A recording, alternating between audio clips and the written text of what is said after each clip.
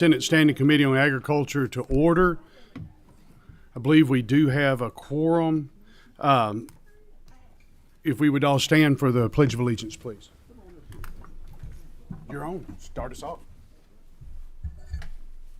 I pledge allegiance to the flag of the United States of America and to the republic for which it stands, one nation, under God, indivisible, with liberty and justice for all. Thank you, Madam Secretary. Please call the roll.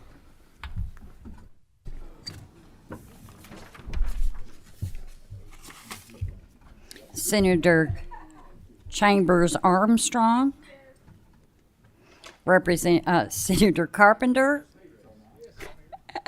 Senator Janine, Senator Givens, Senator Thayer, Senator Webb, Senator West, Senator Westerfield, Senator Wilson, Senator Boswell, and Chairman Senator Howe. Here. We have a quorum. Okay, before we get started, we got a full docket today. I'd like to introduce a couple of my guests, Will and Alex Rudy, who've come all the way from True West Kentucky, for those of you that are geographically challenged. Fulton County, glad to have them and their mom, Jessie, and Grandma Judy in here with us. Appreciate it. They helped lead the pledge today, and just glad to have them up. Anyone else? Anyone else have any guests they'd like to announce?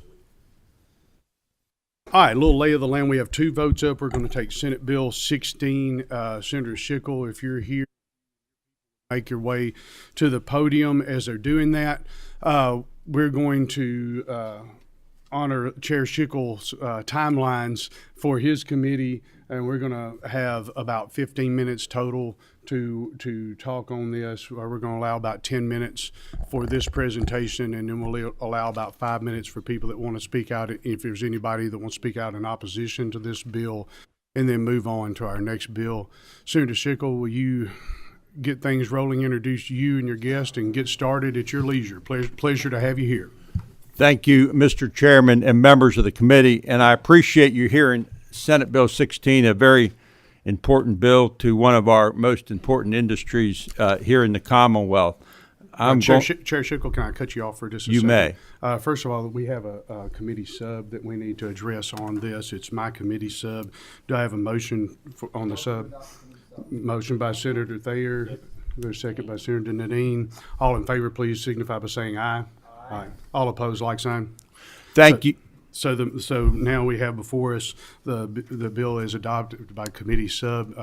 Senator Schickel, please proceed. Thank you. Thank you, Mr. Chairman and members of the committee. As a point of personal privilege, Mr. Chairman, I would like to ask that I be able to introduce some guests that I have in the audience. Yes, sir. Please proceed. Thank you. I have a large contingent, and this doesn't happen for me very often. I know I'm a kind of a stranger here in the Agriculture Committee, but I have a bunch of family members here, and I just would like them to stand up and be recognized. They've come a long way.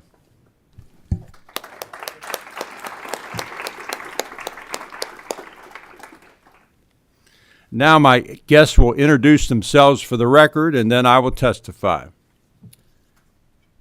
Sam Schmid, Senator Schickel's intern. Ronnie Pryor with Capital Solutions, representing Tyson Foods today, as well as Kentucky Poultry Federation. Jamie Guffey, Kentucky Poultry Federation. Graham Hall, Tyson Foods. Senate Bill 16, Mr. Chairman, as amended by the committee substitute, is at the request of our poultry industry. As I mentioned before, a very important industry here in the state.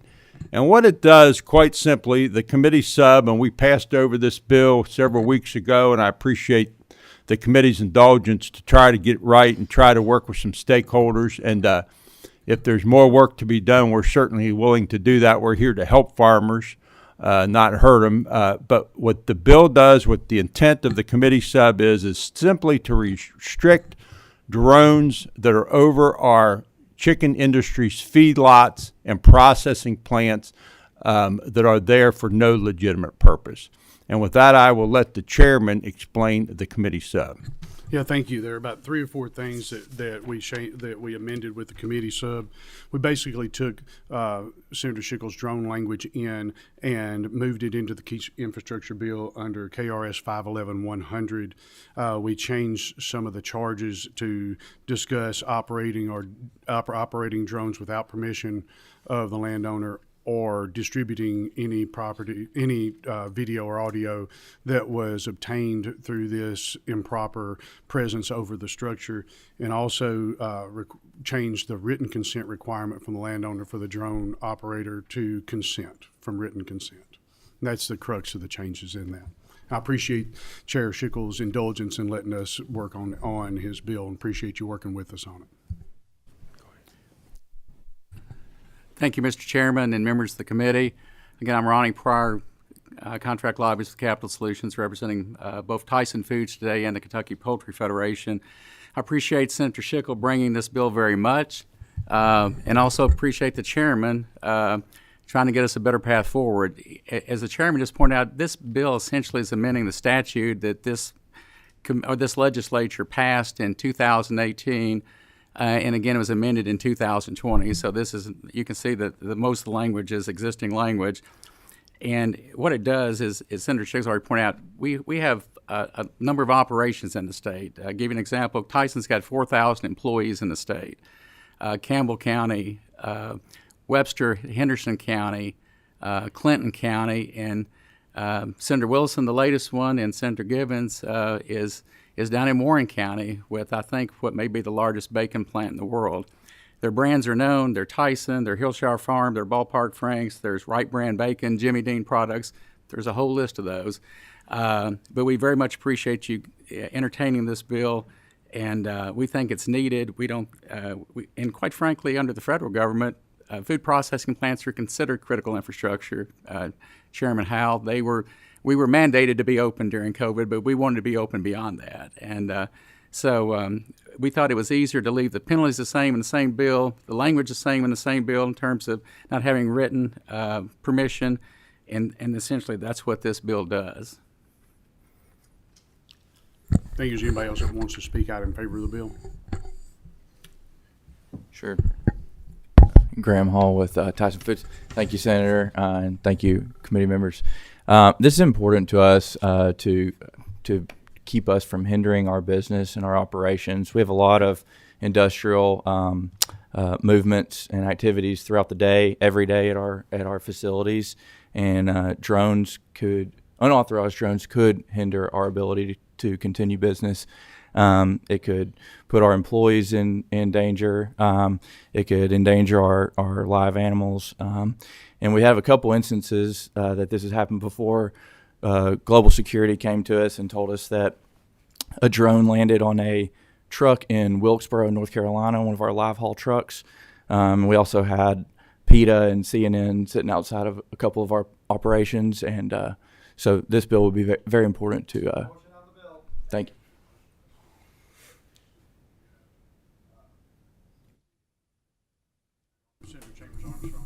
Thank you, Mr. Chair. On my reading of certainly our civil trespass laws, possibly our criminal trespass laws, it seems to me that flying a drone over someone's private property is already covered. Can you explain to me why this isn't already covered by our existing civil and criminal trespass laws? I think, Senator, and I'm not an attorney, so let me preface that up front, quite frankly. We don't think it is covered, and we don't think and quite frankly, we don't think the existing law would be there for petroleum refineries, natural gas processing, drinking water collection, or all the other things that's in the 18 and 20 bill if it was covered. We think this is necessary, and again, we are considered critical infrastructure under federal guidelines and federal rules and regulations.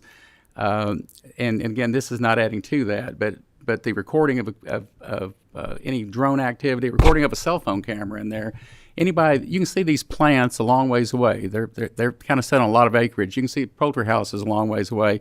If you're hovering over them or you're flying over them, you're not a casual drone operator, you're not a 12-year-old with a Christmas present. You're doing it for a reason. But to answer specifically why it's not covered now, I guess the only answer I could give as not an attorney is the same reason nothing else in the current statute fits that description. May I have a brief follow-up, Mr. Chair? Sure. So thank you for that answer. I'm also looking at it. It looks to me, I know you're talking about drones. It looks like it goes a lot broader than that, particularly part 2 when it's talking about recording, distributing photographically, electronically, or otherwise any part, procedure, or action of a key infrastructure asset.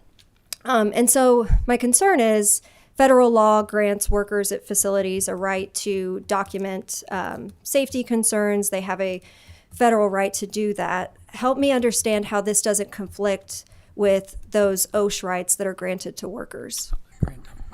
Sure. We confiscate cell phones and other recording devices when guests enter our facilities. We are not preventing our employees from that. This is from unauthorized users of photography equipment and drones. Thank you for the answer, and thank you, Mr. Chair. Sure. We are running short on time. We have 2 more the members that have questions, and then I need to cut this off and give those that want to speak in opposition time to do it. Senator West, I believe you had a question. Thank you, Mr. Chairman.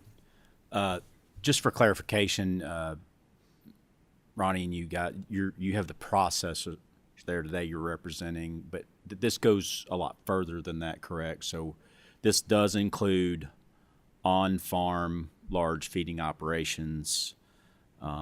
So this will expand to farmers, large farmers as well, if they have a confined feeding operation, which could mean a feedlot, could mean poultry, pork, or beef as well. Is that correct? Senator West, you're correct in the point that CAFO and AFO are defined definitions under the Clean Water Act, and one of them I think has a larger number than others. But right. This will cover anything that fits within those definitions, not just poultry. If it's a large hog operation, if it's a large cattle operation, so you're correct in that analysis.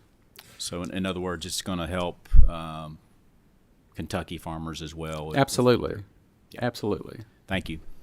And just to follow up on that, this piece of legislation ties it back to the CAFOs that are defined in the CFR for the federal regs and all the USDA work. Senator Carpenter, we'll wrap up with you with the last question. Senator Schickel, I actually had spoke to you a little bit about it, but I do soybeans and corn, and, I actually do some row cropping. So I just want to clarify, I have some guys that actually come and spray fungicide on my product after it's, up above your knees.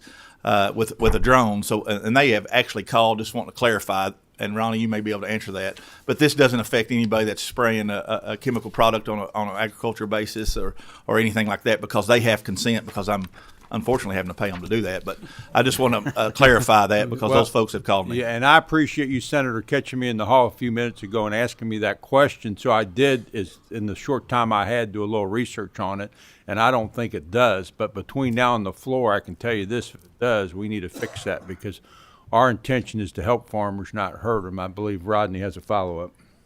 Yes, Senator Carpenter, this bill does not affect that. I mean, it's not defined in there. Crops are never mentioned in there. It only covers those things that's listed in Section 1 through subsection 14 there. And to your point, you give them consent to do that because you're paying them to do that. Correct. So that would totally take them out. But there's no language that even talks to them with or without consent. Thank you. I just want to clarify for the record to make sure my guys were okay. Thank you. And I appreciate y'all's time. If y'all step aside, we have Audrey Ernstberger that's signed up to speak out in opposition to the bill.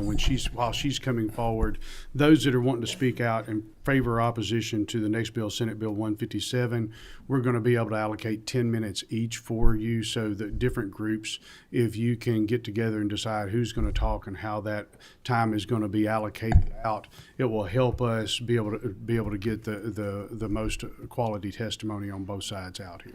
Mr. Chairman, while our friend is working away at the table, I did want to mention just one thing before I leave, and that give credit to where this bill came from. Mr. Steve Butts with Tyson Food was the originator of this bill, and I want to thank him for his efforts. Yeah, thank you. Mr. Ertzberger, I believe you wanted to speak out with some concerns you had about this bill. Please introduce yourself for the record and proceed. My name is Audrey Ernstberger. I am a staff attorney and lobbyist for Kentucky Resources Council. Thank you so much for the time today. For those of you who don't know, Kentucky Resources Council is a nonprofit and nonpartisan group of lawyers, policy experts, and advocates working for environmental quality, justice, and health across the Commonwealth. I appreciate this opportunity to appear and ask that you reject Senate Bill 16 at this time and the proposed committee sub in order to do a little more work on the proposed legislation. We have a multitude of concerns regarding this bill and the committee sub. Chief among them include the overbreadth, vagueness, and inconsistencies with the provisions of the statutes that it seeks to amend. Both the original bill and the substitute criminalize innocent behavior and lack the sort of clarity that you'd expect a statute that is making certain behaviors and actions into criminal acts. Key definitions were missing in the original bill, such as what is an audio, video, and photographic device, and does the mere presence of a person on the premises of a farm containing a CAFO or food manufacturing plant that might sell the product in bulk with an active cell phone make one guilty of criminal trespass? What if the drone is operated by a nearby landowner or business and strays into the airspace with no intent? The committee substitute presents numerous additional problems with the lack of definition and lack of intent to harm, reaching conduct that could include taking a picture of your child while at a petting zoo, or using your cell phone at a riding stable open to the public. The proposed committee substitute for SB 16 incorporates aspects of the original bill into KRS 511.100, a statute that criminalizes trespass upon key infrastructure assets and flying drones over such key infrastructure assets without permission. The proposed committee sub adds to the list of key infrastructure assets commercial food manufacturing or processing facilities in which food is manufactured, processed, or packaged commercially, along with CAFOs, concentrated animal feeding operations, and as mentioned, these are animal feedlot operations that have minimum number of animals. But it also includes animal feeding operations, AFOS, a term which includes any stable or confinement with any number of horses, sheep, duck, chickens, pigs, kept over 45 days in a year. The definition of animal feeding operations referenced in the bill is so broad that it would apply to racetracks, such as Churchill Downs in Louisville and Keeneland, and other operations that stable horses more than 45 days in a year. And by introducing animal feeding operations as a key infrastructure asset, the idea of an enhanced criminal protection of certain key assets is lost when a horse in a stable or a handful of ducks or sheep are elevated to such a status, and much as we may appreciate the raising of such animals. Beyond the overbroad sweep of the law, it criminalizes behavior that is likely not the intent, we believe, of the bill's sponsors. Under subsection 2C1, a person commits criminal trespass by operating an unmanned aircraft system, video recording device, or audio recording device, or photographic equipment on or above property containing a CAFO, AFO, or the food manufacturing and processing facility. This makes the mere presence of a person on the property on which there is one of these operations while carrying a working smartphone criminal trespass. Subsection 2C2 makes it a crime to record or distribute, photographically, electronically, or otherwise, any part, procedure, or action of a commercial food manufacturing, processing, or packaging facility, or any part, procedure, or action of a CAFO or an animal feeding operation. This part of the bill, which references the broad definitions of commercial food facilities and animal feeding operations, may effectively criminalize taking a photo or a video at a distillery or a rick house, since KRS 217.015 defines food as both food or drink, or taking a video of your child while on a hayride at a you-pick pumpkin patch. As long as the farm also had a barn with one or more horses, ducks, sheep, or other animals. By attaching criminal liability to the recording of any part, procedure, or action of the AFO or a commercial food manufacturing or processing facility, this bill goes so much further than simply keeping cameras or videos outside of the inside of a private facility, as mentioned, as a legitimate business interest. It goes so much further than that. It would make it illegal for a landowner, while on his or her own property, to record through photographs, videos, or handwritten notes, or otherwise any activity or part of an animal feeding operation. It would cover recording from one's own property, excess levels of noise at night, traffic to and from the facility, or illegal discharges of substances from one of these operations onto a person's private property, and more. A person taking aerial taking aerial video by drone above their own property, which happened to capture the image of the food or animal operation, could also be guilty because they knowingly took the video. Or if a photo was captured from a public highway and it accidentally included part of a farm with an AFO, this law makes no distinction between the photo, audio, or other record that is taken and then deleted from one that is taken and then distributed. This bill might also prevent the reporting of dangerous conditions at commercial food manufacturing and packaging facilities that threaten worker or public safety. Workers or visitors to these facilities would be criminally liable for recording or reporting proof of an illegally and potentially dangerous source of food, defective equipment, or a spill, or release of hazardous materials, or transmitting documents to a government agency. Ms. Ernstberger, I'm sorry, we've run out of time on this. I want to thank you for coming before us today. Thank and you also, for your time. before you step down, I want to talk about you personally. I appreciate how you approached me on this and the manner that we approached with this. And I think there are some issues that we may need to talk about. I think we've got most of it addressed here, but I appreciate the opportunity to circle back with you later on this week or first next week and dig into that a little further. I appreciate your time up here. Thank you for the time, Mr. Chairman. We have a motion and a second on the table. We have run out of time for discussion. Madam Secretary, please call the roll. Senator Chambers Armstrong. May I briefly explain my no vote, Mr. Chair? Yes. I'm concerned about the unintended consequences of this bill as well as the breadth. It pains me to vote against my friend Senator Schickel, but I think there are a lot of questions. I'm also worried it conflicts with federal law that is designed to protect workers, so I vote no. Senator Boswell. Senator Carpenter. Senator Deneen. Senator Givens. Senator Thayer. Senator Webb. Explain my vote. Yes. I vote aye on this measure. I appreciate the sponsor bringing it. I like the first bill pretty well. I wish it extended to protect small farm operations like my own. I think we've made some accommodations and maybe a couple more might be merited, but the word knowingly and the intent, I mean, if you know it and you're doing it, there's an intent behind that implied, but I'm comfortable with the language pretty much this time, even though I just got the committee sub, but I'm for this. And it belongs in critical infrastructure because it is. We saw that during the pandemic. And as a producer and an equine operator, in the agendas that are attacking the legitimate industries, anything we can do to keep economic drivers like the food business and the equine industry protected in this state, we need to do. I vote aye. Senator West. Senator Westerfield. Senator Wilson. And Chairman Howe. Aye. I just wanted to reiterate that I appreciate the input on both sides, and Chair Schickel, your willingness to work through this issue with everybody to make a good bill better. We do have a title. We have a motion by Senator Thayer, second by Senator Wilson. All in favor of adopting the title amendment, please signify by saying aye. Aye. All opposed, like sign. Title amendment is adopted. Now let's move on to Senate Bill 157. Those that are coming in to speak for this, please proceed to the table. Introduce yourselves for the committee and begin. You have 10 minutes.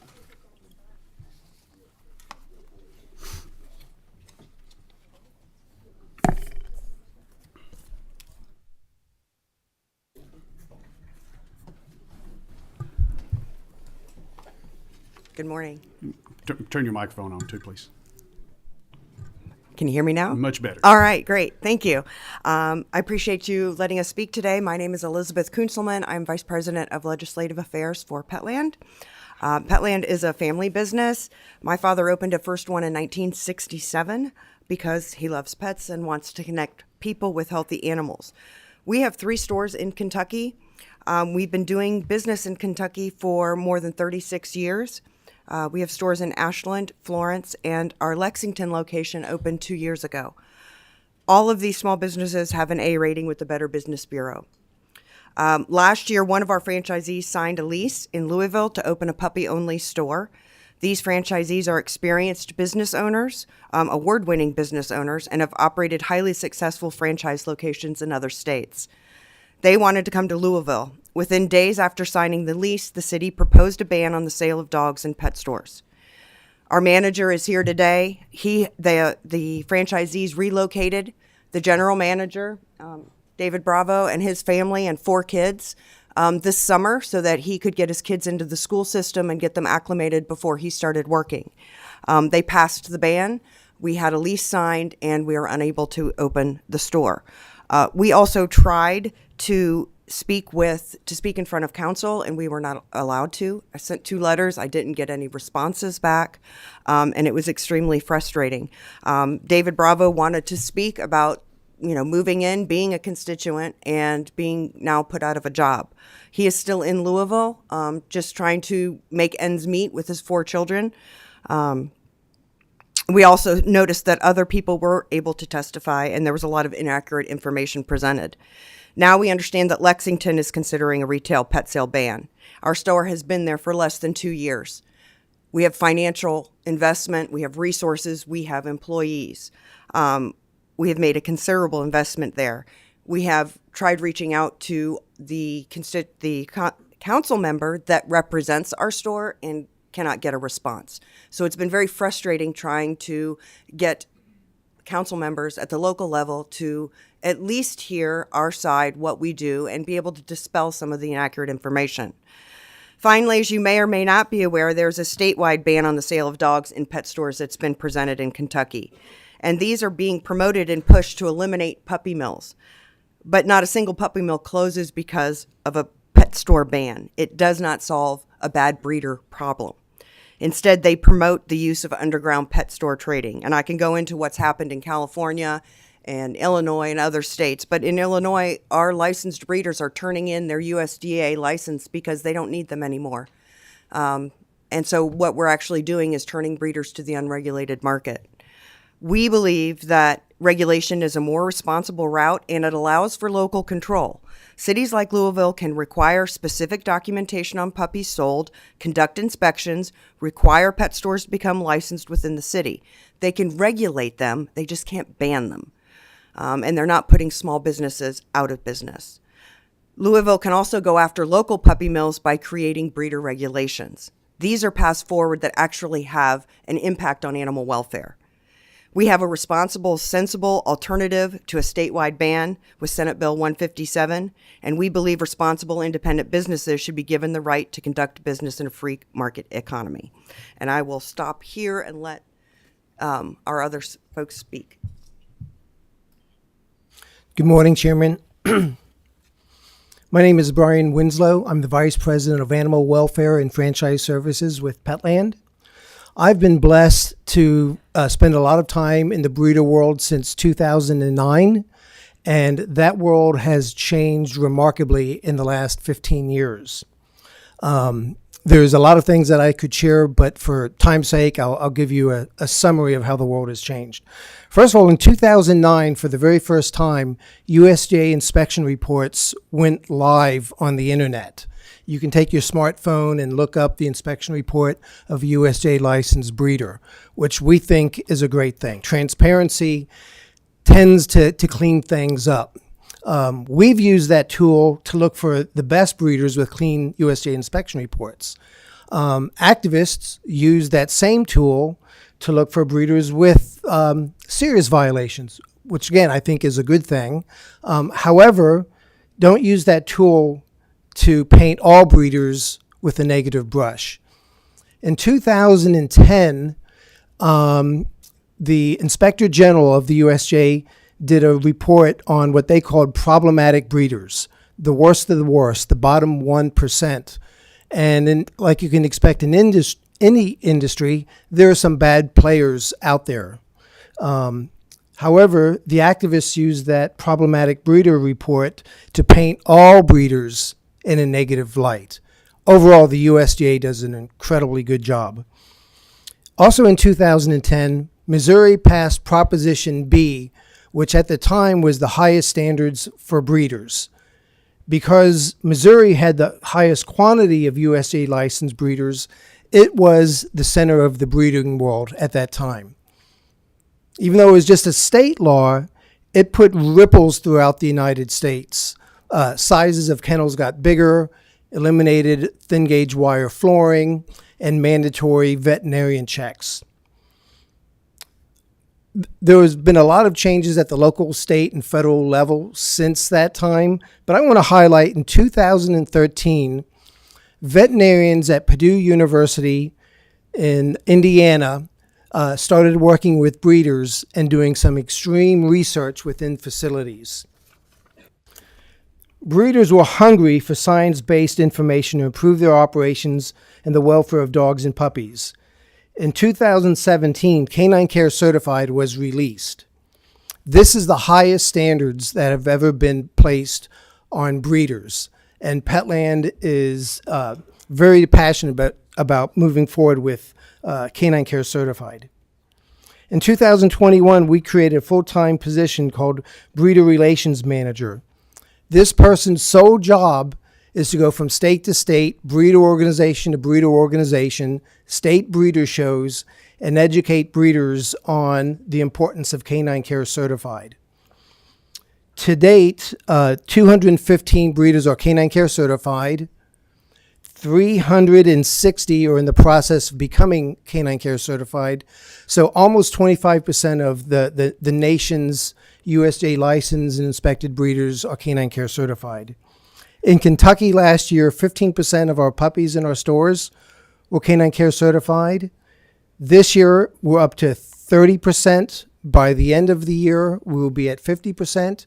And our goal is to be at 100% Canine Care Certified puppies in our stores.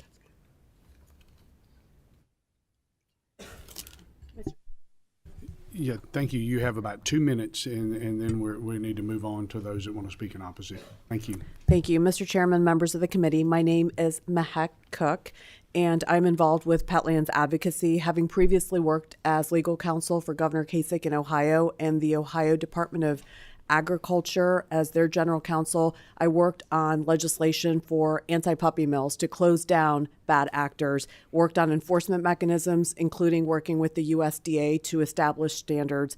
I understand the importance of regulations, and this is why Petland is here today to lead that charge in Kentucky and spearhead legislation through Senate Bill 157. This legislation represents a very strong initiative to ensure, in fact, it mandates that pet stores in Kentucky, like Petland and any other pet store that is selling puppies, will have to only purchase from breeders that are licensed by the USDA and don't have any violations for the last 2 years. This will allow for good breeders to continue to sell puppies in Kentucky and get rid of bad breeders' online sales and puppy mills. Moreover, Senate Bill 157 also establishes civil penalties. It adheres to ensuring that if there are violations, not only can the state through the Department of Agriculture come in and intervene, but it allows localities to pass regulations and impose fines. What this bill does not allow is for any local municipality to shut down a pet store if they are following these rigorous standards. Happy to answer any questions.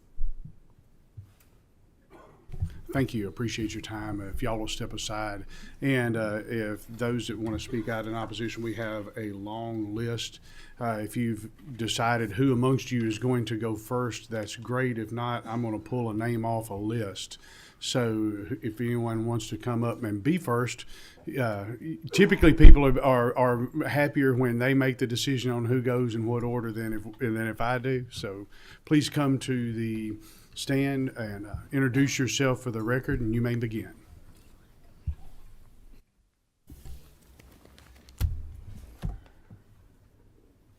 Hi, I'm Councilwoman Parker from Louisville Metro. Stuart Benson from Louisville Metro. Proceed. Yes, members of the Ag Committee, Councilwoman Parker. I was one of the Republican sponsors of legislation that passed with almost unanimity that Senate Bill 157 is trying to circumvent. The legislation was worked on for 8 months, looking at ordinances passed in other cities, gathering data and testimonies from former employees, from these unreputable sellers of puppy mill, mass producers, and the practices that go on in both. There has been almost 500 cities across the country that have passed similar ordinances, such as the ones that Louisville passed, as well as Elizabethtown and Radcliffe, Kentucky, and Lexington is considering. In 2021, there was an audit done by the USDA that was mentioned, and they determined that they do not have the manpower or the resources to be able to monitor the humane treatment of animals in these types of breeding situations and selling situations. Some of the selling situations are 10 states away. The legislation that we passed gave the seller time to change their business model. They weren't forbidden to sell or showcase dogs from shelters or rescue organizations. The language stated that they must include contact info on the cage of each animal. They are now arguing the definition of contact info. They have the name of the broker only, no phone, no address, no email. In Louisville, one seller has already been cited and fined, and in the appeal, they actually stated that some of their breeders don't have phones. They do this because they don't want their customers to know where the puppies are coming from. They're produced in unsanitary conditions, backwoods places, under-vaccinated, sick, undernourished, and inbred. At the pet store, we reviewed testimony that they were often hyped up on antibiotics, over-vaccinated, steroids to appear healthy, then purchased at a tripled price of a reputable breeder. The CDC in 2019 through 2021 sold dogs in Ohio where 56 people became ill with Campylobacter. The overall ranking of the Better Business Bureau that was just cited, the actual consumer reports are 3.6, and in 2023, the rating was 1.4. If this bill passes, it usurps the home rule authority of cities and sets a dangerous precedent that won't be received kindly or well by Kentucky cities. Please do not vote yes on this bill. It does absolutely nothing. It incurs a $10 fine. Thank you. I'll be short. My name's Stuart Benson, and I was one of the sponsors. And my aide brought this to my attention. You know, a lot of times we all don't know all the information about things happening in our community. And not till it was brought to me that I would think people would do things that I call evil. You know, I'm a free enterprise person. Make as much money as you can. Don't hurt nobody. Don't hurt humans. Don't hurt animals. And when these animals are being treated like they are, and then some of the people who buy the animals and they get somewhat attached, and they end up taking to a veterinarian and have to spend $4,000 or $5,000 to take care of the dog, and they might even finance the animal to buy the dog in the first place. Somebody said we need to take care of the puppy mills and stuff. I said there's only so much we can do. We can only do what we can do in our city. And it'd be nice if everybody would do the right thing. I think people always should do the right thing, but they don't. And so what we're doing is trying to protect the animals and humans from being abused. So I appreciate you all listening to us. Thank you. Respectfully, I hope we have a few minutes for a few more people that wanted to speak as well. Thank you for your testimony. We have about 5 minutes left. If anyone else wants to make their way forward in opposition to this bill.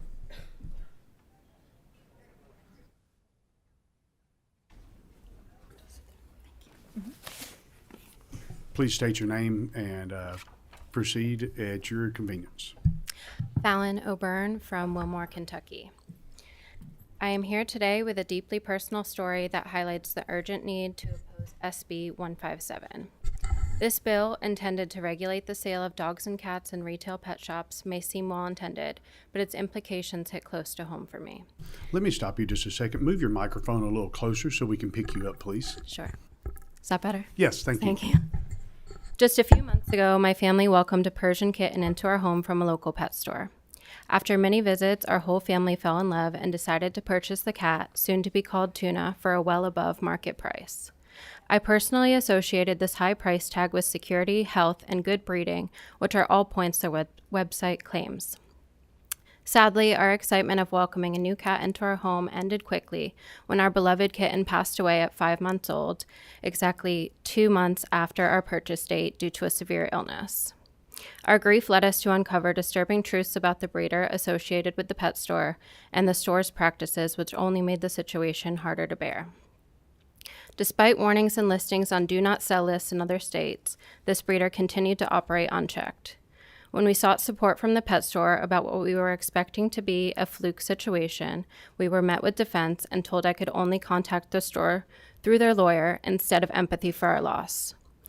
The impact on my family, particularly my young children, has been profound. We were left with nothing but grief and a sense of betrayal from our investment in which was supposed to be a lifelong friend. It's been heartbreaking to uncover that profit often trumps ethics in the pet industry. Since beginning to share my story, I have heard from multiple people who share my same concerns and heartbreaking tales of health issues and loss. Last month, I was contacted by another individual who purchased a cat from the same location. She just had to euthanize her cat for the same disease just days before and was able to confirm the cat was also from the same breeder in question.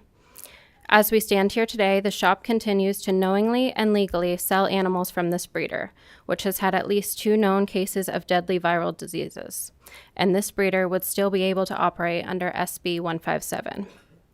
Passing SB 157 would only perpetuate this cycle of suffering, allowing unethical breeding practices to continue and innocent customers to be misled. We cannot stand idly by while profit trumps the life of our pets. I urge you to consider the best intentions for both the animals and families of Kentucky. Let us stand together in opposition to SB 157 and demand accountability, transparency, and compassion in all aspects of the pet industry. Hi, I'm Julia Springsteen. I serve on the Elizabethtown City Council. Thank you for the opportunity to speak today. I've been involved with Kentucky Shelters and Rescues for 10 years now. In 2021, E-Town unanimously passed the Humane Pet Store Ordinance with the support of the 4 pet supply companies in Hardin County, local breeders, our local animal shelter, and regional and national rescue organizations. Our ordinance bans the sale of cats and dogs in stores and public places. E-Town's ordinance allows retail stores to partner with our county shelter and nonprofits to facilitate the adoption of animals, and also allows the county shelter and nonprofits to hold adoption events in certain places. The only way to end puppy mills is to cut off the demand, and that is what we've attempted to do in Elizabethtown. E-Town led the way in Kentucky, joining 467 other municipalities and 7 states in banning the sale of retail cats and dogs across the country. For Kentucky families who want a purebred dog, this remains possible under E-Town's ordinance. Our ordinance does not impact responsible breeders. Responsible breeders do not sell their animals to pet stores or in parking lots. Buyers are pre-screened. Buyers see the mother dog and the conditions they are kept in. Buyers are assured that the bloodlines are kept consistent with the standard of the breed. And responsible breeders also health test based on the regulations for the breed as established by the Parent Kennel Club. Senate Bill 157 will preempt E-Town's ordinance and reopen the door to milled dogs in our community. Kentucky is a home rule state where local municipalities have the right to pass ordinances to protect our residents' interests. Preemption would make sense if SB 157 protected Kentucky families and encouraged the humane treatment and breeding of animals, but unfortunately it does not. I have more, but I'm not sure how much time we have. We are actually a little bit past time Okay, on. I apologize. On that, I didn't want to so take too much time. Wouldn't mind just wrapping it up there. Absolutely. In the interest of fairness, we let them run over a couple of minutes. If the pro people want to come back up, if you have anything to add, I don't really think that you do, but I wanted to give you that opportunity since we allowed them to take more time than we did you. So, thank you for your presentations today. That's all the time we've allotted for testimony. Do we have any questions from any other committee members? Senator Webb, I believe. I have a comment, Mr. Chairman. As you know, I've spent a lot of my legislative and private tenure on these issues and work closely with the AKC and other entities that protect personal property interests, legitimate dog breeds, and the utilization and the ownership of animals. Unlike the proponents, some of the proponents of these puppy mill so-called bans and the propaganda that goes with puppy mills. Now, if you have a regulated industry, there are bad actors in every industry. The answer to this issue is well-regulated market, free market. And certainly these bans don't work. 4% of animals in this country come from retail pet stores. 4%. When you ban, and you see it in urban areas where the HSUS, PETA, APSCA, other anti-use and anti-ownership entities like to play, because we're kind of onto them here at the state level and the national level. So this is the approach that they take to undermine responsible breeders, to stigmatize responsible breeders, to stigmatize breeds. You've heard a lot about shelter animal, rescue animals. We're all for that. We're all for animal welfare.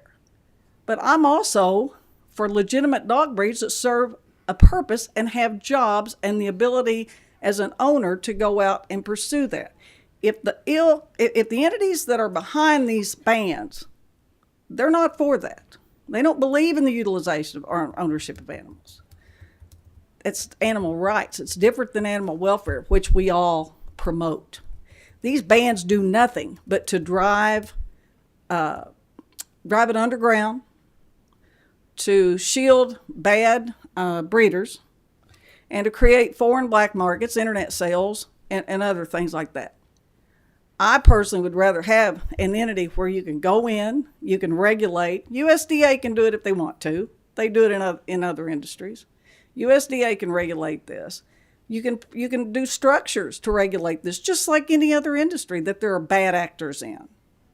But a ban is not the answer.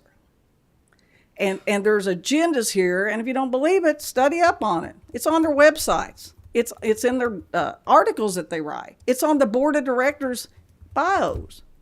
These people are for shutting down legitimate breeds and legitimate utilization of sporting animals, of police animals, of any particular breed you want to do. That's the agenda here. And don't buy into the propaganda, because that's what it is. A ban will not solve anything. Do your research. Don't rely on a story. Just do your research, and I support the measure. Thank you. Thank you, Senator Webb. Have a motion by Senator Thayer, second by Senator Webb. Madam Secretary, please call the roll. Senator Chambers Armstrong. May I explain my no vote, Mr. Chairman? Yes, you may. I want to thank my former colleagues, Councilwoman Parker and Councilman Benson, and also Councilwoman Springsteen for coming.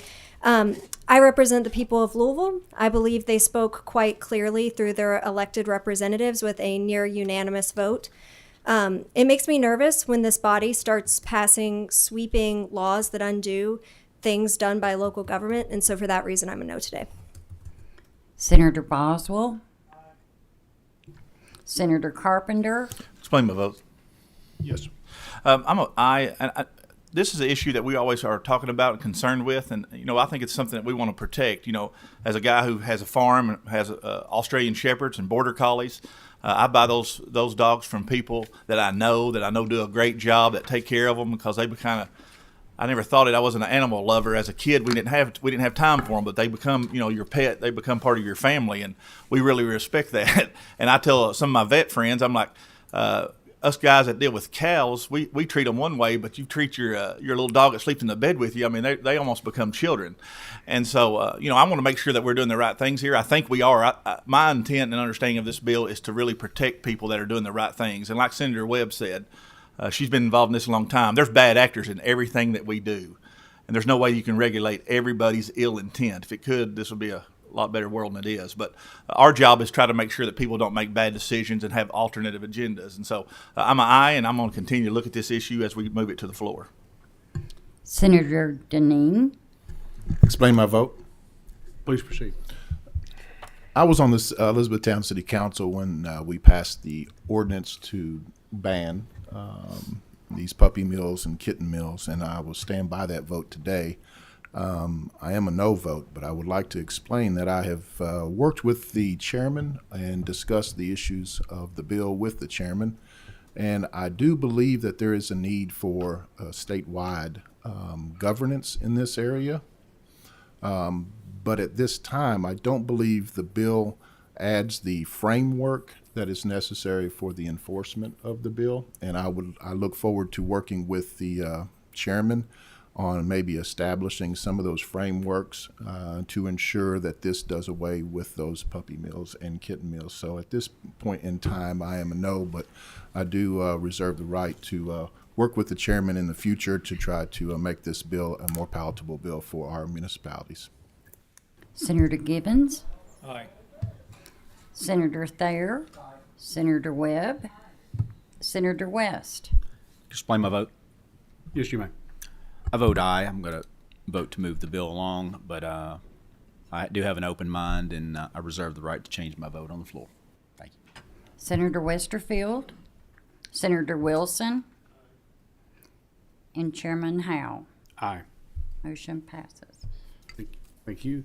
That is all of the business we have before the committee today. We stand adjourned. I did. Okay. Grandmother kicked my Okay. butt if I didn't. Robin